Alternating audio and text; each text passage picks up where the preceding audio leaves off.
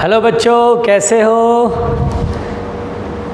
ठीक लग रहा है? मुझे देख के तुम लोगों को कैसा लग रहा होगा? लग रहा हो आगे फिर ये फिजिक्स पढ़ाएंगे पकड़ करके। टेंशन मत लो बच्चों, बढ़िया है। रिवीजन करा था आपने। हम लोग क्या पढ़ रहे थे बेटा? एरर इन मेज़रमेंट, और एरर इन मेज़रमेंट पढ़ रहे थे। तो अब हम लोग ऐसा करते हैं, आगे बढ़ते हैं एरर इन मेज़रमेंट में। ठीक है बेटा? तो एरर इन मेज़रमेंट में थोड़ा सा आगे बढ़ेंगे। आज मैं आपको क्वेश्चन कराऊंगा, है ना? थोड़ा क्वेश्चन की प्रैक्टिस करेंगे जिससे कि आप थोड़ा और अच्छे से अच्छा क्वेश्चन बना सके। ठीक है? और अच्छे से समझ सके ये चैप्टर क्या है। आइए बेटा सवाल करते हैं। देखिए ध्यान से, बहुत आराम से। मान लीजिए बेटा, इफ़ टू रजिस्टर्स, आराम से सुनना, घबराना नहीं बेटा। If two registers R1 is equal to 15 plus minus 0.1 ohm and R2 is equal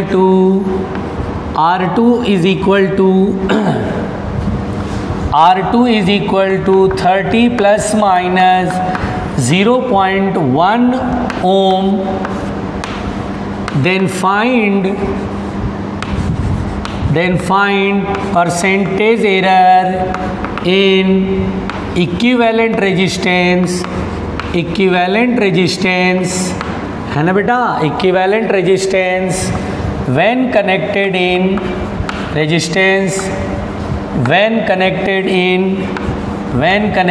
in पहला बोल रहा है, फर्स्ट बोल रहा है बेटा, connected in first series, and second इसमें है पैरेलल।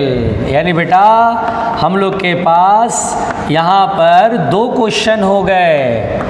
ठीक, तो देखिए हमें बेटा, आप इसको बहुत गौर से समझना। ये बहुत ही सिंपल क्वेश्चन है, और जैसे मैं आपको करा रहा हूँ वैसे ही आपको बिल्कुल प्रैक्टिस करना है और भूलना नहीं है। ठीक है ना? यहाँ पर बेटा इफ़ टू रजिस्टर्स, देखिए ये दिया हुआ है, two registers R1 and R2 are this, then find percentage error in equivalent resistance when connected in series and second in parallel. अब बेटा मैं यहाँ पर सबसे पहले सीरीज में जब कनेक्ट किया गया है तब क्वेश्चन बनाऊंगा। सीरीज में टोटल रेजिस्टेंस होता है R1 प्लस R2, है ना? मुझसे क्या पूछा गया है? परसेंटेज एरर पूछा गया है। तो अब हम यहाँ पर प्लस देख रहे हैं ना, तो जब हमने बताया था बेटा, अगर ए और बी प्लस में बेटा प्लस में रहता है तो यहाँ एब्सोल्यूट एरर ऐड होता है, परसेंटेज एरर नहीं, एब्सोल्यूट एरर ऐड होता है। निकालना परसेंटेज एरर है, तो एक काम करते हैं, पहले ट्रू वैल्यू निकालते हैं। तो R is equal to R1 की ट्रू वैल्यू कितनी है? 15, तो 15 प्लस, और R2 की ट्रू वैल्यू कितनी है? 30, 15 प्लस 30 कितना हो जाएगा? 45 ओम। ठीक है भाई, 45 ओम। अब आइए एरर, तो यहाँ पर बेटा बताइए, प्रोपागेशन ऑफ एरर में सबसे पहला ही मैंने पढ़ा था एडिशन और सब्ट्रैक्शन। अगर ऐड होगा तो एब्सोल्यूट एरर ऐड होगा। तो absolute error in R is equal to absolute error in R1 plus absolute error in R2। अब delta R1 0.1 and delta R2 भी 0.1, दैट इज 0.2 ओम। तो परसेंटेज एरर इन R क्या ऐसे करेंगे बेटा? परसेंटेज एरर का फॉर्मूला क्या होता है? Error upon true value into 100। Error यानी delta R upon true value R into 100। अब बेटा एरर कितना है? 0.2, और ट्रू वैल्यू कितना है? 45 इंटू 100। तो बेटा ये आ जाएगा 20/45। अगर आप चाहें तो 5 से काट लें। 5 4 जा 20 एंड 5 9 जा 45, 4/9%। ओम नहीं आएगा बेटा, क्योंकि इसकी यूनिट नहीं होती है। याद रखिएगा, इसकी यूनिट नहीं होती है। बहुत होगा तो आप इसको ऐसे कर सकते हैं, 0.44%। देखिए 4/9, 0 पॉइंट करेंगे, 9 4 जा 36, फिर 40, फिर 36, तो 0.44% is the percentage error in R। देखिए मेरा कैलकुलेशन बहुत साफ है, बहुत स्पष्ट है। सीरीज ग्रुपिंग में हमें ये बताना था परसेंटेज एरर, और हमने सीरीज ग्रुपिंग में परसेंटेज एरर सॉल्व कर लिया है ना। सीरीज में R बराबर R1 plus R2 true value निकाला, प्लस और माइनस देखते हैं यहाँ पर बेटा एब्सोल्यूट एरर ऐड करेंगे। Absolute error in R is equal to absolute error in R1 plus absolute error in R2, और delta R1 0.1, delta R2 0.1, 0.1 plus 0.1 0.2, तो बट बेटा percentage error in R is 0.44%। तो ये आपका सीरीज ग्रुपिंग है, बहुत स्पष्ट है। अब आइए पैरेलल ग्रुपिंग पे क्वेश्चन बनाते हैं कि when two registers are connected in parallel. Series हमने देख लिया, अब पैरेलल ग्रुपिंग पे देखेंगे। तो देखिए यहाँ पर पैरेलल ग्रुपिंग, तो बेटा अगर नहीं आता है आप इसको दोबारा देखो वीडियो को, आपके पास रीप्ले का ऑप्शन है। अब आइए पैरेलल ग्रुपिंग, अब आइए पैरेलल ग्रुपिंग। अब देखिए पैरेलल ग्रुपिंग में क्वेश्चन को हम बनाएंगे। देखिए दो रजिस्टर है R1 and R2, and now R1 and R2 are connected in parallel. 1/R parallel में आपने बेटा 10th में पढ़ा था, जो कि आप 100 साल पहले पढ़े थे। याद है ना आपको, आप 100 साल पहले थे 10th में, है ना। तो इतने साल पहले आप 10th में थे, तो आपको शायद याद तो होगा नहीं कि आप 100 साल पहले थे 10th में। ओ माय गॉड, ये तो बहुत लंबा साल हो गया, लंबा वक्त हो गया, फिर क्या करें।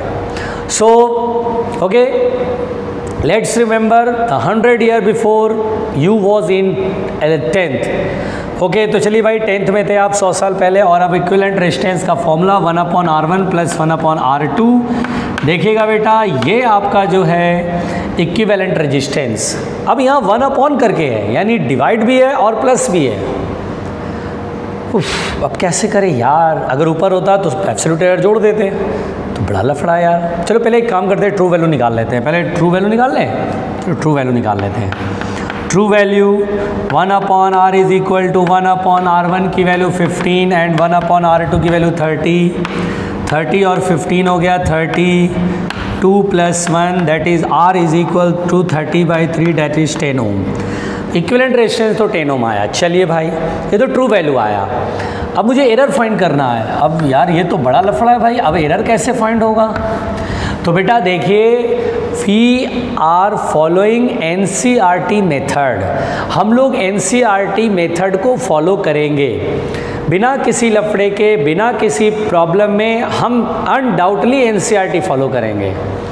NCERT इस टाइप के क्वेश्चन, पैरेलल ग्रुपिंग का क्वेश्चन NCERT में सॉल्व्ड क्वेश्चन बनाया गया है। आप NCERT में जो फर्स्ट चैप्टर देख रहे थे बेटा, जिसके लिए आपने मेरे से क्वेश्चन पूछा है, जब मैंने यूनिट एंड डायमेंशन जब पढ़ाया तो बहुत सारे बच्चे NCERT के क्वेश्चंस बना रहे थे, और उन NCERT क्वेश्चन में यूनिट के भी क्वेश्चन थे, यूनिट एंड डायमेंशन क्वेश्चन थे, और मेजरमेंट के भी क्वेश्चन थे। तो जैसे ही वो मेजरमेंट के क्वेश्चन देख रहे थे तो वो बड़े कंफ्यूज हो रहे थे कि यार ये मेजरमेंट का क्वेश्चन है, मतलब उनको पता नहीं था मेजरमेंट का। बोला अरे यार ये कैसा क्वेश्चन है, हमने तो पढ़ा ही नहीं। अब वो मुझे फ़ोटो क्लिक करके व्हाट्सएप किया करते थे, तो मैंने उन्हें लिखा कि मैसेज में लिखा बेटा ये एरर इन मेजरमेंट का, ये नेक्स्ट चैप्टर में देखेंगे, आगे पढ़ेंगे। बेटा इस चैप्टर को पढ़ने के बाद जब आप NCERT बनाएंगे तो आपसे बनेगा वो क्वेश्चन, क्योंकि पहले आपको पता नहीं था, उस समय मैं एक साथ इकट्ठा थोड़ी ना बता सकता था। अब बता सकता हूँ क्योंकि ये चैप्टर चल रहा है, एवरी पॉइंट में टच करूँगा, एवरी पॉइंट समझाऊंगा, कुछ भी नहीं छूटेगा, सब बता दूंगा, टेंशन मत लो। अब यहाँ पर बेटा सबसे पहली बात, NCERT में ये क्वेश्चन पैरेलल ग्रुपिंग 2 रजिस्टर दिया है, डेटा डिफरेंट होगा, वैल्यूज़ जो दिया गया वो मैंने कुछ और माना है, वहाँ कुछ और हो सकता है आपको, लेकिन यही क्वेश्चन में 2 रजिस्टर है, पैरेलल में कनेक्ट किया है और वो सॉल्व किया गया है NCERT में। आप देखेंगे तो आपको मिलेगा। आपका काम ये है, आज आप जब ये वीडियो लेक्चर देख रहे हैं बेटा, तो आपको काम करना है कि NCERT खोल करके NCERT बुक लीजिए, और वो उस पेज पे है जिस पेज पे इस टाइप का क्वेश्चन मिले कि 2 register are connected in parallel, तो फाइंड परसेंटेज एरर, और बेटा वो पूरा सोल्यूशन जो बनाया गया उसको फोटो क्लिक करके मुझे व्हाट्सएप करना है। जितने बच्चे मुझे व्हाट्सएप करेंगे मैं ये समझ जाऊँगा कि हाँ ये बच्चे पढ़ रहे हैं, मेहनत कर रहे हैं, लेक्चर्स बराबर देख रहे हैं, और जो कहा जा रहा है वो कर रहे हैं। तो आज आपका काम है वीडियो लेक्चर जो अभी मैं बोल रहा हूँ, सुन चुके होंगे आप, वीडियो रोको, सबसे पहले NCERT बुक निकालो, उस पेज पे आओ, वो जहाँ क्वेश्चन सॉल्व है उस फोटो को क्लिक करो और मुझे जल्द से जल्द व्हाट्सएप करो, मुझे व्हाट्सएप मिलना चाहिए। मैं व्हाट्सएप में, आप अपना नाम लिख दीजिएगा व्हाट्सएप पे, और मैं देखूंगा कितने बच्चों ने मुझे व्हाट्सएप करा, जिससे मुझे ये पता चलेगा कि इतने बच्चों ने वीडियो बराबर देखना शुरू कर दिया है, इतने बच्चे वीडियो देख रहे हैं। और मैं चाहूँगा कि आप सभी लोग मैसेज करें मुझे। मैं फिर से अपना व्हाट्सएप नंबर बता दे रहा हूँ बेटा, this is my WhatsApp number. हो सकता है शायद आपने इस पहले से ही सेव किया होगा, एक बार फिर से देख लीजिए, जो लोग नहीं सेव किए इसको कर लीजिए। और इस व्हाट्सएप नंबर पे आप मुझे फ़ोटो क्लिक करके सेंड करेंगे।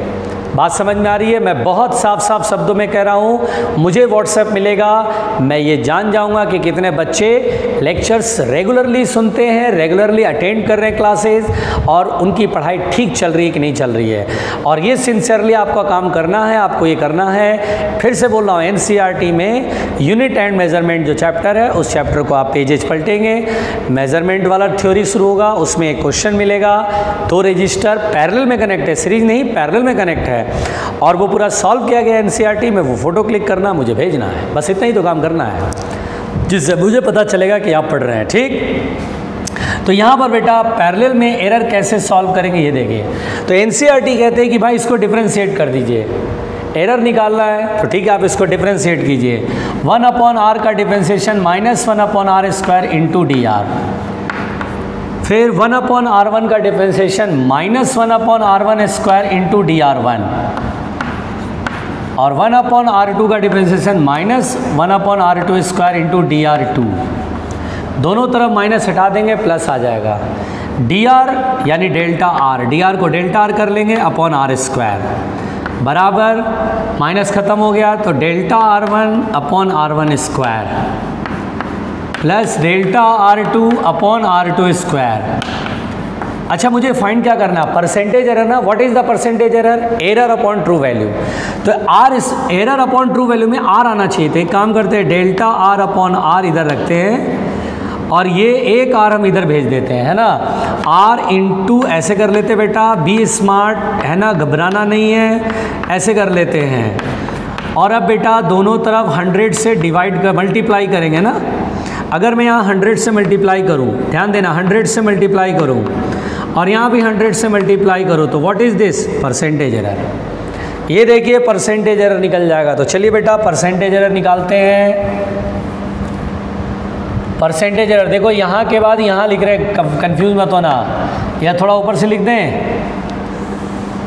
चलिए ऊपर से लिखते हैं, घबराइएगा नहीं बेटा, मिटा इसलिए ले रहा हूँ कि ताकि डेटा की ज़रूरत पड़ेगी। तो percentage error in R is equal to, चलिए capital R, true value, true value कितना है? 10, तो यहाँ लिख लीजिए 10। फिर कितना है? डेल्टा R1, डेल्टा R1 कितना है? 0.1 अपॉन R1 का स्क्वायर, 15 का स्क्वायर 225, प्लस डेल्टा R2 कितना है? R2 ये ट्रू वैल्यू, मीन वैल्यू, या और ये एरर 0.1 अपॉन 30 का स्क्वायर 900 इंटू 100, यही है ना बेटा।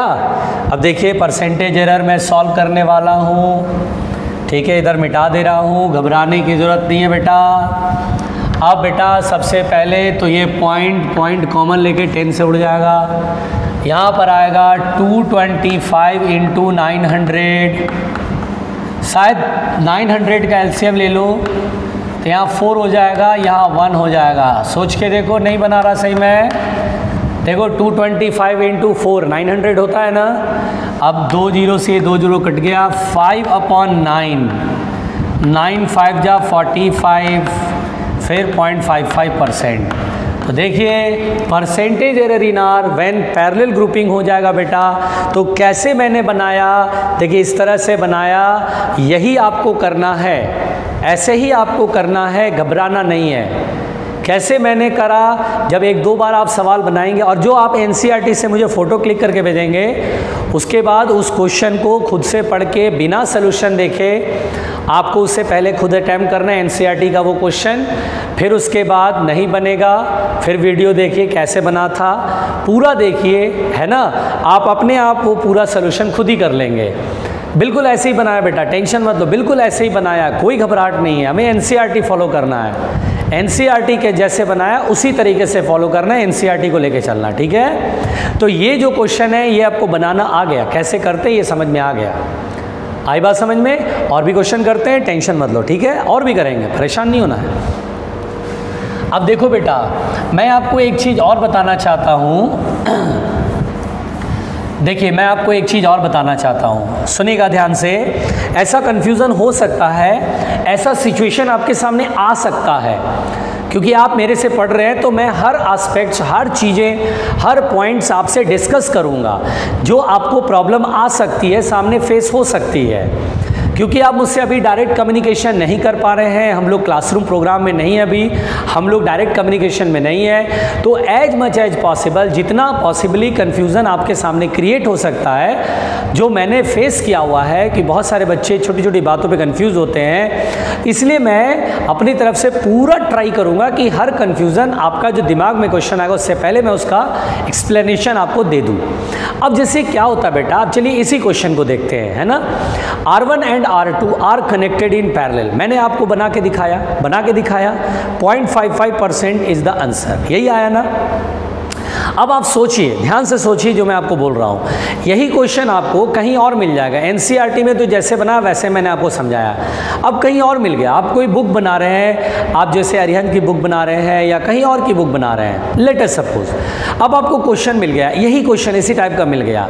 आपको पता था कि एनसीईआरटी में ऐसा दिया है, सर ने भी यही मेथड सिखाया, वो उस मेथड से बना रहे हैं आप, पता चला वो आंसर आ ही नहीं रहा, क्योंकि जो ऑप्शन गिवन है उसमें वो ऑप्शन है ही नहीं, मैच नहीं कर रहा है। पता चला ऑप्शन कुछ और ही है, सही आंसर कुछ और ही है। तो आपको उस समय ये फील आएगा कि अरे ये गलत तो नहीं हुआ यार, हम लोग कैसे ये कर रहे हैं, ये गलत तो नहीं हो रहा है, ये क्यों नहीं आ रहा भाई, है ना। तो मैं आपको बताता हूँ, we are preparing for competitive exam, जो कि आईआईटी या नीट की तैयारी करे, जो कि प्योरली एनसीईआरटी बेस्ड एग्ज़ाम है। और एनसीईआरटी बेस्ड एग्ज़ाम में एकदम फैक्ट है, सीबीएसई जो है वो कंडक्ट कराती है, वो एनसीईआरटी फॉलो करती है, और वो उन्होंने साफ साफ कहा एनसीईआरटी में जो भी मेथड है वही फॉलो करना है।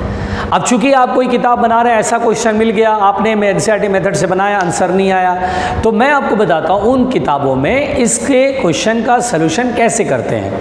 अब जैसे देखिए, अभी मैंने आपको दिया था R1 is equal to 15 ± 0.1 ohm, यही था, and R2 is equal to 30 ± 0.1 ohm, यही था ना।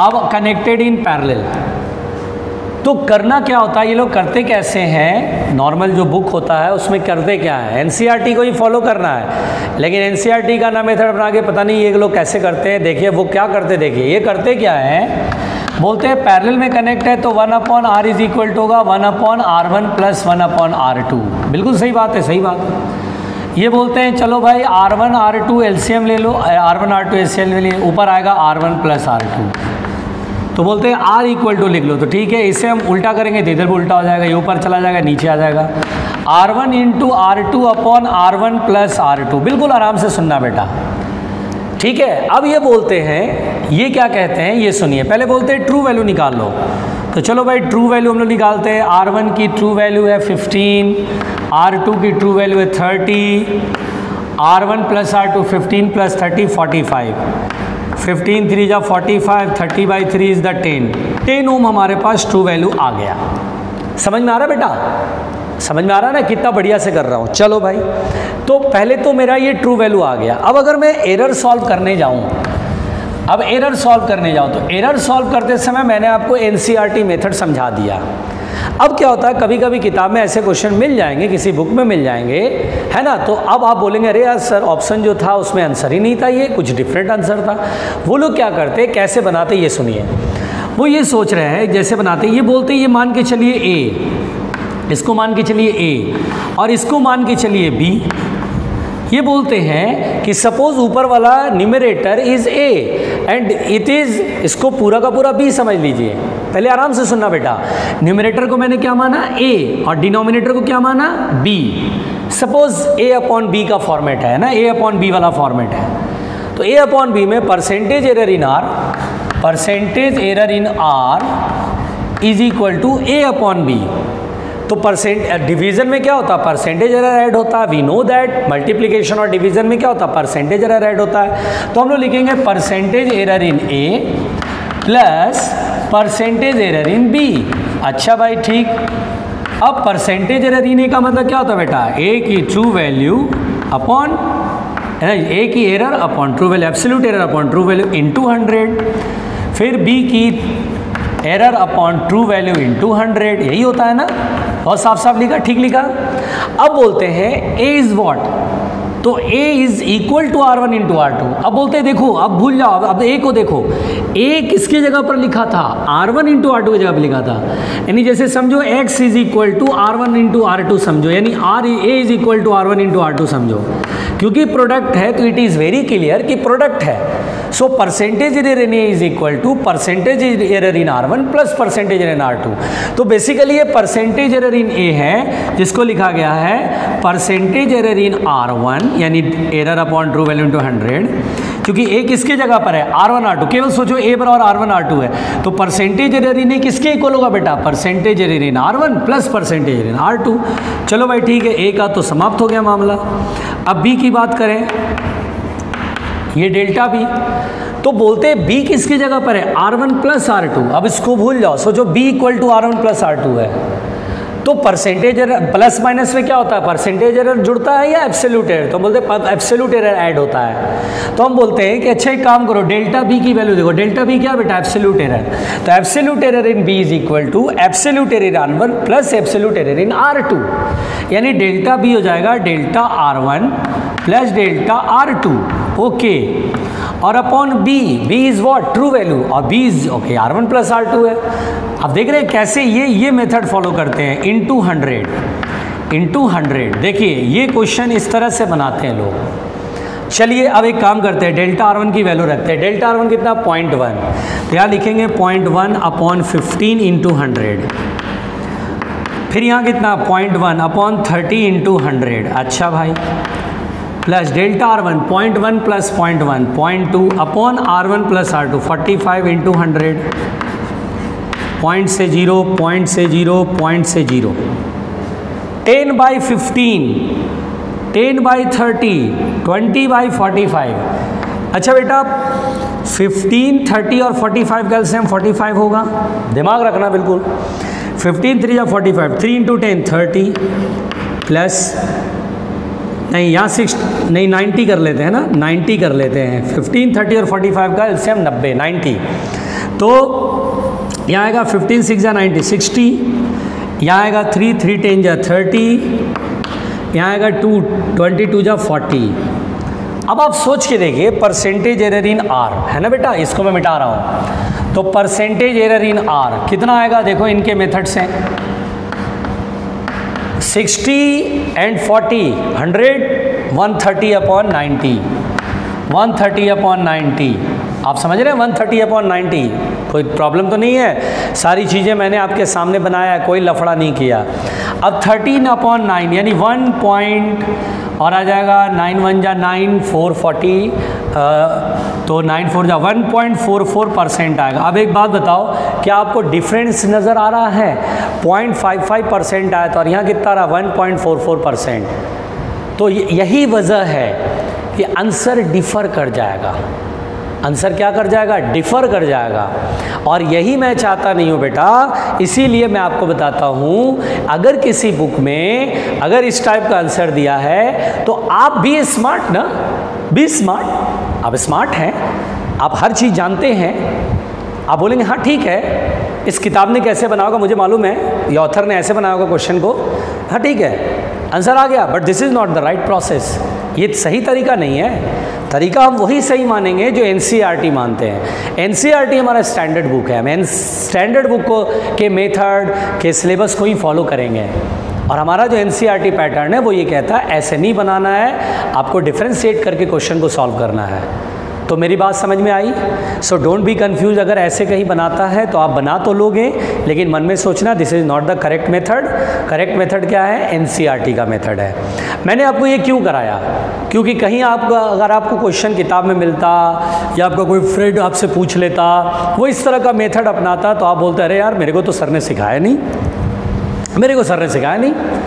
पंगा जानते हो कहाँ पर पड़ता है? जैसे मौसी का बेटा, मामा की बेटी, बुआ का बेटा, उनको पता पड़ जाए कि आप 11th में हैं, you are preparing for IIT और मेडिकल, तो और उन्होंने कभी तैयारी किया होगा या हो गया होगा या नहीं हुआ होगा, है ना, या वो कर रहे होंगे, वो हमेशा इन्फीरियरिटी कॉम्प्लेक्स के चक्कर में आपको बोलेंगे अबे कहाँ पढ़ रहा है, अबे वहाँ पढ़ रहा है, कुछ नहीं मालूम है, वहाँ के टीचरों को कुछ आता थोड़ी ना है, मैं जहाँ पढ़ रहा हूँ वहाँ बेस्ट पढ़ रहा हूँ।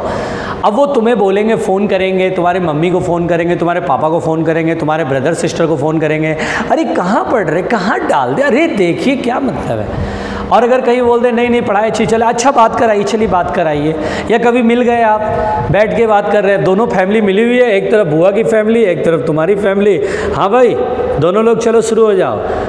अब वो आप पे डोमिनेट करने की कोशिश करेगा। तो प्रॉब्लम ये है कि अगर ये मेथड में नहीं बताता तो वहाँ पे आपको प्रॉब्लम आती, आपको बोला जाता अरे तुम कहाँ बेवकूफ़ों से पढ़ रहे हो, है ना, उनको कुछ आता थोड़ी ना है, वो ऐसे करके ब्लेम करेंगे, उन्हें कुछ आता थोड़ी ना, यार हमारे मास्टर बहुत अच्छा पढ़ाते हैं, हमारी कोचिंग बहुत अच्छी पढ़ाती, ऐसे करके एक कंपटीशन जो कि ज़बरदस्ती का, जिसमें आपका ही नुकसान हो जाता है। तो मैंने आपको बचाने के लिए अब इस मेथड से आपको कभी भी कंपटीशन के क्वेश्चन नहीं करने हैं, आपको जो मैंने तरीका बताया वही करना है। बोलो क्लियर हुआ, समझ में आ गई बात? ठीक है, 2 रजिस्टर अगर पैरेलल में रहे तो आप इस मेथड को फॉलो नहीं करें, लिख जरूर लीजिएगा, बना जरूर लीजिएगा, 1-2 बार रफ कॉपी में कर लीजिएगा जरूर, लेकिन ध्यान में रखना है कि this is not the correct method. बोलो क्लियर हो गया बेटा? मैं हर कन्फ्यूज़न दूर करना चाहता हूँ। देखिए ये कन्फ्यूज़न आता है, बच्चे मेरे से पूछते हैं, इसलिए मैंने कहा आपसे भी मैं डिस्कस कर लूँ। ये वीडियो थोड़ा हो सकता है कि आपको टफ़ लगे, पढ़ाई टफ़ आ रही है, बहुत गजब लग रहा है पढ़ाई, लेकिन आप परेशान मत होना, 2-3 बार सुनोगे मेरी बात को, आपको अच्छा महसूस होगा। ठीक है, चलिए भाई आगे बढ़ते हैं, परेशान होने की ज़रूरत नहीं है। अब सुनो बेटा, बहुत आराम से सुनना, बड़े प्यार से सुनना, ठीक है। अब जैसे देखिए मैं आपसे, अब जैसे जो क्वेश्चन है, ये क्वेश्चन मैं करा रहा हूँ बेटा, ध्यान से सीखिएगा, ठीक है। अब जैसे क्वेश्चन ये है बेटा कि if weight of a body, weight of a body in air is W1 is equal to 10 plus minus 0.2 gram and in water is W2 बराबर 8 plus minus 0.1 gram, then find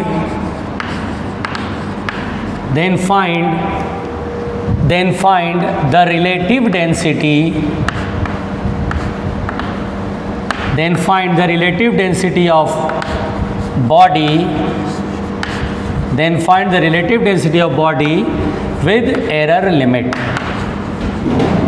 error limit।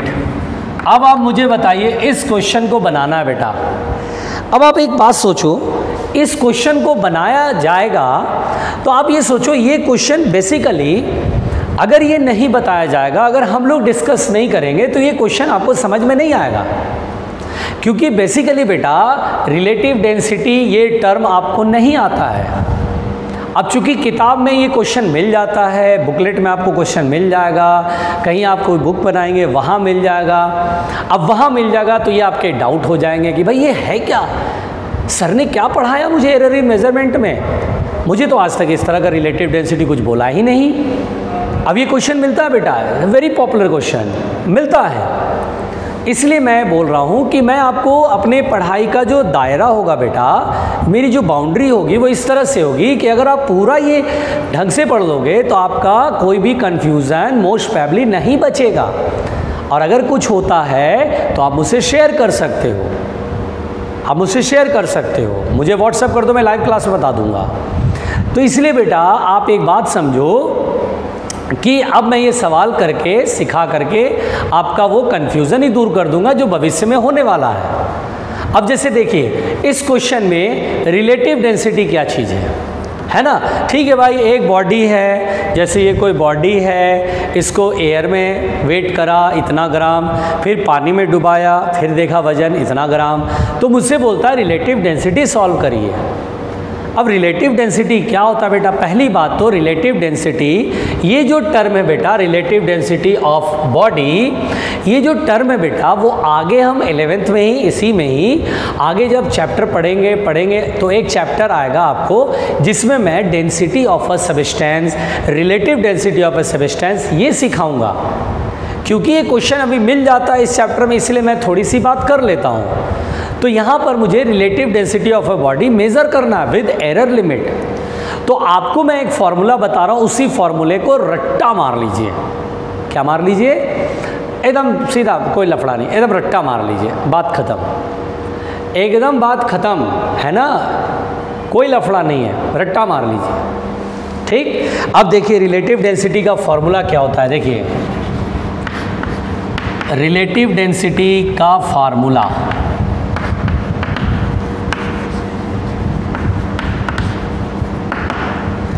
तो देखिए relative density को पहले रो are से लिखते हैं, confuse मत होना बेटा, डेंसिटी रो को लिखते हैं, आर लिख दिया, रिलेटिव डेंसिटी रिप्रेजेंट करते हैं। ये होता है wait of body in air upon weight of body in air minus weight of body in water. पहले तो ये होता है बेटा फार्मूला, ये होता है फार्मूला, समझिएगा ध्यान से। यानी अगर weight of a body in air is W1, या ऐसे लिख देते हैं W air upon W air minus W air in water, मतलब वाटर W इन वाटर, ऐसे।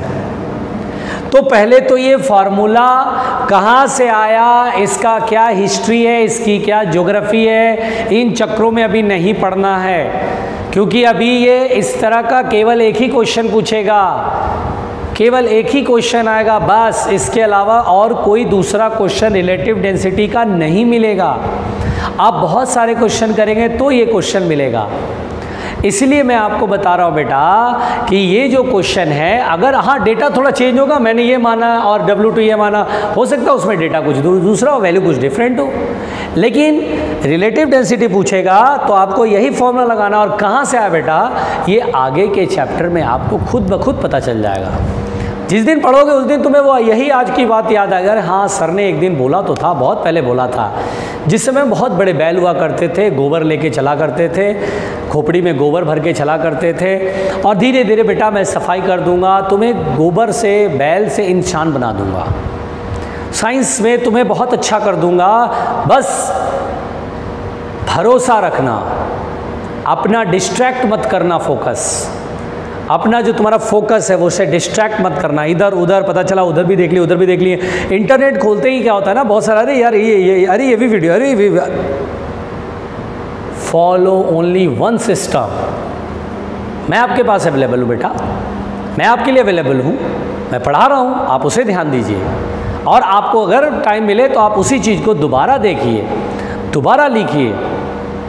Just focus on one platform, केवल एक प्लेटफॉर्म पे को फोकस करना है। डिफरेंट बहुत सारे लोग, अरे यार वो कर लो ना, अरे यार वो कर लो ना, अरे उसका वीडियो देख लो, अरे उसका वीडियो देख लो, ये सब फालतू की बातें हैं। मैं बहुत जिम्मेदारी के साथ, बहुत डेप्थ ऑफ द हार्ट, बहुत आराम से बोल रहा हूँ, सोच समझ के स्टेटमेंट दे रहा हूँ कि बेटा वो जो बोलते हैं, अगर वो बोलते हैं तो उन्हें बोलने दिया जाए, क्योंकि हमारे यहाँ एडवाइस देना लोगों का एक टेंडेंसी होता है, वो एडवाइस दे देते हैं, उन्हें लगता है जो चीज़ उन्हें अच्छी लग रही है ये सामने वाले को भी अच्छी लगनी चाहिए, नहीं कैसे मानेगा बात। सो आप अपने फ्रेंड्स, आप अपने रिलेटिव्स अभी थोड़ी देर के लिए साइड कर लीजिए, just focus on one platform, बस इसके अलावा कुछ नहीं। क्योंकि आप मेरे से इंटरैक्ट करेंगे, मैं हर बाउंड्री टच करूंगा, हर बाउंड्री टच करूंगा, हर पॉइंट आपको टच करके सिखाऊंगा, जिससे आप बात तो कर लो, किसी से डिबेट करने का मौका मिले तो डिबेट कर लो, बिल्कुल हर पॉइंट पे डिस्कशन कर सकते हो, हर क्वेश्चन पे बात हो सकती है, बशर्ते मेरे पढ़ाई के अनुसार चलोगे तभी। है ना, क्योंकि मैं पॉइंट टू द पॉइंट बिल्कुल जो पूरा चल रहा है आजकल, पूरा क्या क्वेश्चन आ रहे हैं कॉम्पिटिटिव एग्ज़ाम में, बोर्ड एग्ज़ाम में, पूरा कंप्लीट एनालिसिस मेरे पास है। इसीलिए मैं पढ़ाता उसी टाइप से हूँ ताकि बच्चे ज़्यादा अनाप शनाप नहीं पढ़ें। मैं हमेशा तरीका बता दूँ, बेटा ये अनाप शनाप नहीं करना है। मैं क्या होता है ना, बहुत सारे लोग अपने ट्यूशन को, अपने कोचिंग को चमकाने के लिए क्या करते हैं, अनाप शनाप पढ़ाना शुरू कर देते हैं, जो कि कोई मतलब नहीं बनता है। अरे भाई, we are not preparing for NASA यार, हम लोग नासा की तैयारी नहीं कर रहे हैं यार। बहुत सिंपल सी बात है, हम लोग अभी 11th में हैं, आप अभी 11th में हैं, उसके बाद 12th में हैं, उसके बाद फिर IIT की या फिर मेडिकल का एग्ज़ाम देंगे। हमें बस यही इसी सिलेबस को फोकस करना है, सिलेबस को ही पढ़ना है, उसके बाद उसके क्वेश्चन बनाने हैं, जो पैटर्न है, जो स्टैंडर्ड है वहीं तक करना है। अब पढ़ाने को तो बहुत कुछ है, मैं तो PhD पोस्ट ग्रेजुएशन की फिज़िक्स पढ़ा सकता हूँ, लेकिन क्या फ़ायदा उसका, कोई फ़ायदा तो नहीं बनेगा ना बेटा, इसलिए मैं बोल रहा हूँ। सो वो कहते हैं, कहने दीजिए, बस ट्रस्ट ऑन मी, मेरे ऊपर भरोसा रखिए, आप फिज़िक्स बहुत आसान कर दूंगा मैं। आप खुद बोलेंगे after 2 month, 3 month, 5 month, 1 year, 2 year बाद आप खुद बोलेंगे सर फिज़िक्स आपने बहुत अच्छी पढ़ाई, फिज़िक्स मुझे पूरा समझ में आया, मुझे कभी दिक्कत नहीं आया, आपने पढ़ाया और जो आपने कहा कि ऐसा करो वो हमने किया, हमारे हर एग्ज़ाम के क्वेश्चन फिज़िक्स के बन गए, हमें कभी दिक्कत नहीं है। और आप सिलेक्शन के बाद खुद मेरे पास आएंगे, आप IIT में सिलेक्ट होंगे या फिर अगर आप नीट की तैयारी कर रहे हैं, नीट में सिलेक्ट होंगे, मेरे सामने आप आएंगे और आप खुद मेरे से पर्सनली बोलेंगे सर आपकी पढ़ाई फिज़िक्स से मेरा बहुत फ़ायदा हो गया, बहुत फ़ायदा हो गया।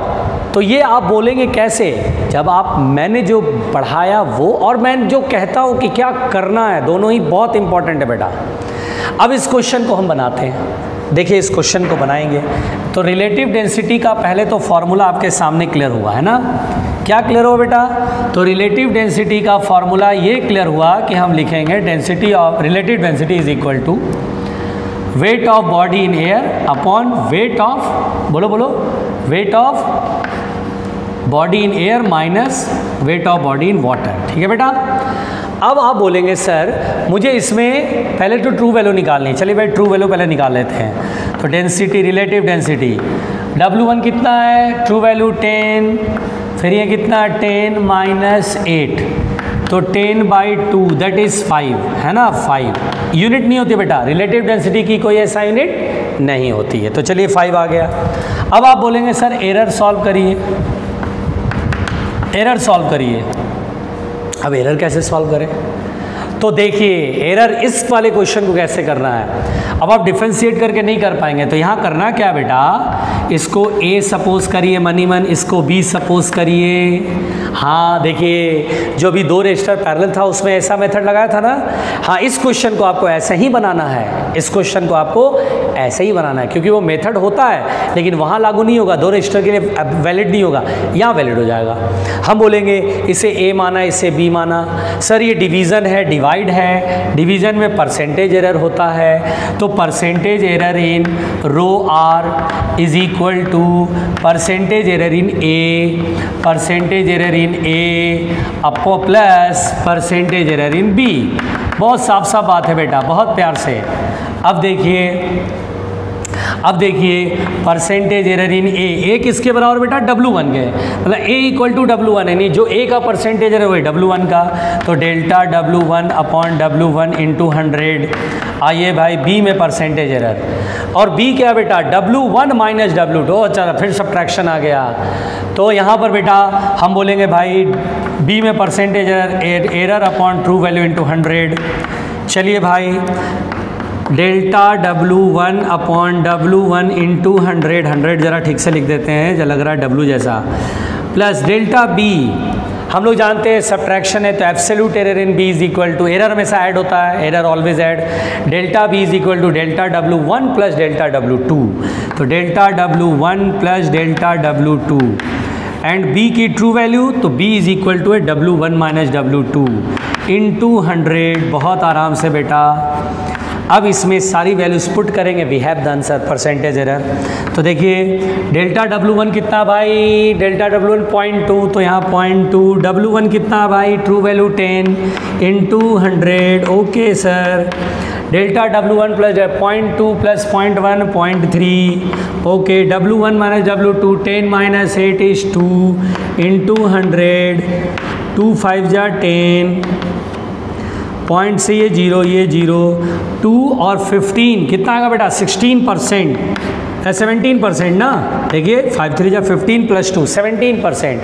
अगर परसेंटेज अगर कहता तो 17% लगाते हैं, लेकिन मेरे को क्या बोला एरर लिमिट यानी एब्सोल्यूट एरर के साथ बताना। तो ठीक है एक काम करते हैं यहाँ मिटाते हैं और बेटा बहुत आराम से रिलेटिव डेंसिटी यानी delta rho R upon rho R into 100 ये कितना है बेटा 17। तो delta rho R is equal to 17/100 into density relative density 5 17 5 जा 85 तो 0.85 आया। तो फाइनल आंसर बताओ कैसे देंगे। तो फाइनल आंसर लिखेंगे rho R is equal to true value 5 plus minus delta rho कितना है 0.85। This is our answer, this is our answer. बहुत कॉन्फिडेंटली बनाना है ठीक है। तो आज मैंने आपको बहुत सारी चीज़ें सिखाई बेटा ठीक है। नेक्स्ट क्लास में कुछ डाउट भी कराएंगे फिर थ्योरी पढ़ा देंगे ठीक है। Okay thank you.